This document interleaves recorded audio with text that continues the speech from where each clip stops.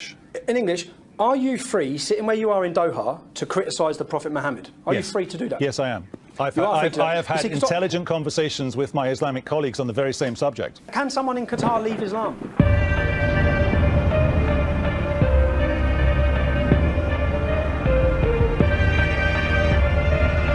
You don't have to be Islamic to be in Qatar. You can leave the country, you can come into the country if you are Jewish.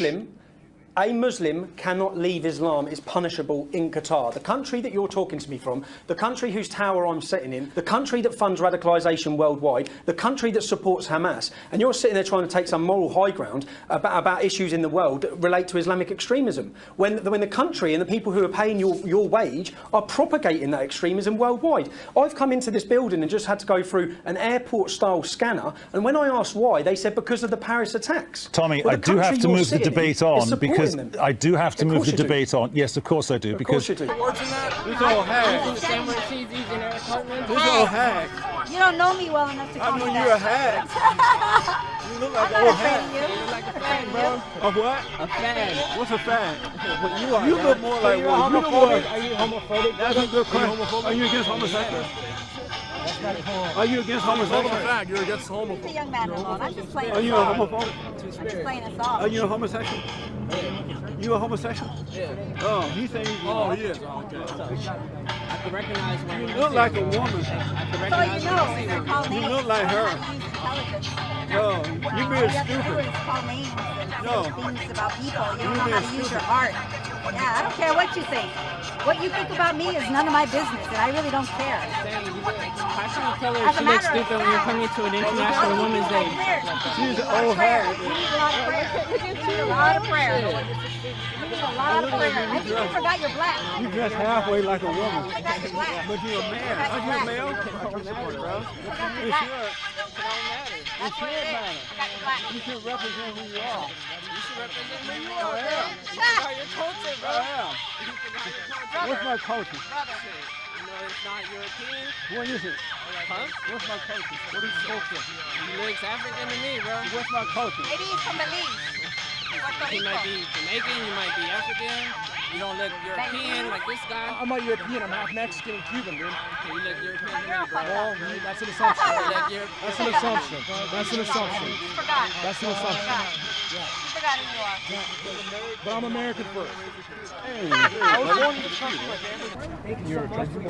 I am 100% Donald Trump supporter.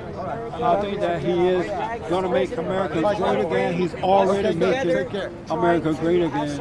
It's unfortunate that this dirty women rally had to happen because either they're misinformed or just absolutely dishonest about what the president is all about. So what is it that you have to say? Because they're saying that they're fighting for women's rights, they're fighting for immigration rights, and that's why they're doing this march because they don't feel like the president understands that. President Trump understands that the fight is for Americans, and what he wants to do is to protect the country first. He wants to put a beautiful wall around the borders to stop the illegal aliens from coming in. He wants to protect us from radical Islamic terrorists. He wants to bring back jobs and regulations. And the president is for the American people, man or woman. He doesn't care about that. And so these dirty women are lying to you. They are putting their special agenda first over the protection of the American citizens. And what is their agenda? Their agenda is to present the president as someone who hates women, and their agenda is political. They are pretending that he hates blacks, and he doesn't. The president loves the country, and these people, these dirty women, they're about politics.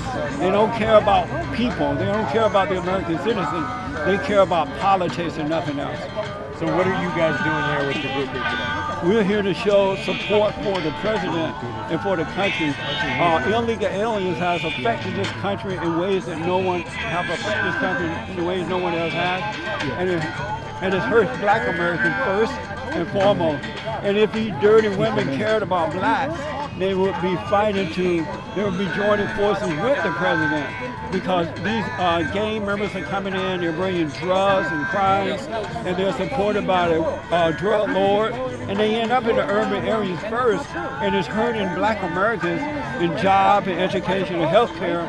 But these dirty women, they don't live in those areas, so they don't care about what the effect it's having on black Americans at all.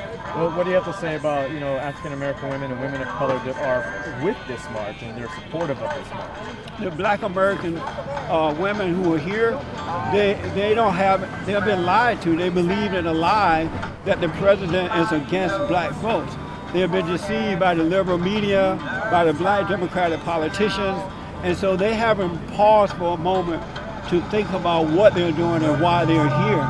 If they walk outside of their doors, they would see what's going on in the urban areas, in the black communities, and they would see that President Obama, the Democratic Party, hasn't done anything good to help black Americans. And President Trump is doing that. He's going to make it safer for black Americans by getting rid of the gangs and the drugs, bringing back jobs and opportunities. So, and I guess, is there anything I didn't ask you that you feel is important about why you guys are here today, and what is your message overall? I say the shame on these dirty women for doing this, that they're liars and they're deceivers. They pretend to care about women issues when it's really about politics. It's about power and wealth, and they don't want to lose that control, and that's why they're into the fake news. They're trying to deceive the regular citizens in order to maintain power and wealth. Well, Bill, I think that you have made the classic mistake of stereotyping an entire group of people because of the extreme acts of a few. But here's where you're wrong. The actions of a few, and look, with 1.2 billion Muslims all over the world, you're right. Most Muslims aren't killing people. But those who are, sir, are killing hundreds of thousands of people. You see, a small percentage of 1.2 billion can do grave damage, and they're doing it. They're doing it. And nobody's stopping them from doing it, sir. That's my point. Well, Bill, my point is that that being the case, that's a statement about them, not a statement about Islam or about Muslims. And what you are doing and what your other guest is doing is saying that their actions should cause us to feel threatened by all Muslims. Well, and that's just patently ridiculous. I very clearly said extreme Muslims. I said it 7 times. You know, yes, most Germans weren't Nazis, yet Nazism challenged the world, threatened the world. But most Germans weren't members of that party and didn't go in to subscribe to kill people, innocent people. You, sir, what you're doing is you're rationalizing, and you're not seeing the danger because you're emotionally involved in the situation. But let me go back to the teddy bear. You should, and all 1.2 billion Muslims should rise up tomorrow and say, you don't kill a human being over a teddy bear, right? Am I right? Oh, I think 1.2 billion Muslims have essentially said that. I mean, no, they haven't. They haven't. We haven't heard anybody say that. Not one Muslim leader has said that. I've heard every Muslim leader say that. I've heard every Muslim leader say that. Quote one. And in fact, those who are calling for execution are not the people who are in charge, and you know that, Bill. No, I don't. The government of Sudan is in charge of the case. They've incarcerated. Do you think it's right to put a woman, an elderly woman, middle-aged woman, in jail for 13 days for calling a teddy bear Mohammed? Do you think that's right? Of course not. And well, that's what the government did. That is extreme. The government did that. And it does not represent Islam. Well, they're wrong. Hold it. It's an Islamic government. It's an Islamic government in Sudan, sir. 250,000 people are dead in Darfur. A woman's in jail for 13 days. It's an Islamic government. That's what it is. Down and let's discuss this. If we want to talk about extreme examples, we can look in this own country. We can look at some of the things. You just won't confront the reality. You will make excuse after excuse after excuse. You will not confront reality. Islamic government allowing 250,000 people to be slaughtered, allowing a middle-aged teacher to be put in jail over a teddy bear, and you say, oh, it's worse over there. It's worse over there. All the leaders have condemned it. Ahmadinejad hasn't condemned it. I didn't hear Mubarak condemn it. I didn't hear Pakistan condemn it. I heard nobody condemn it. So let's tell the truth. We have to make sure that President Trump recognized that not everyone believes that Chicago is a Trump-free zone. If he's serious about helping the people in Chicago, especially on the west side of Chicago, I accept his help. We can't turn any help away. We have to make sure that people understand that criminals cannot have their way with our streets. We have to protect our youth. We have to protect our seniors, and people have to have safe places to walk. And so, you know, one murder is too many. And so if Chicago Police Department and all the other law enforcements can't do it, we should seek other help. A dreamer who attends Arizona State University as a junior decided to make a point about the fact that a lot of undocumented people in this country do contribute to America, and they do so by paying their taxes. So Belen Sisa, who is an immigrant, an undocumented immigrant from Argentina, her family actually brought her to this country when she was 6 years old, posted a photo showing her tax documents and proving that, hey, I actually pay the state of Arizona $300 in taxes. To file my taxes, to pay my taxes. Now keep in mind that she is protected because of Obama's policy to protect dreamers, such as Belen. And what I think is interesting about this story is not that these people pay taxes. Like, we already know that. I think that it's... Although, Anna, to be fair, almost no one in America knows that. I know. So, like, whenever I come across stories where people are like, oh, did you know that they actually contribute a lot of money to Social Security, but they never get that benefit?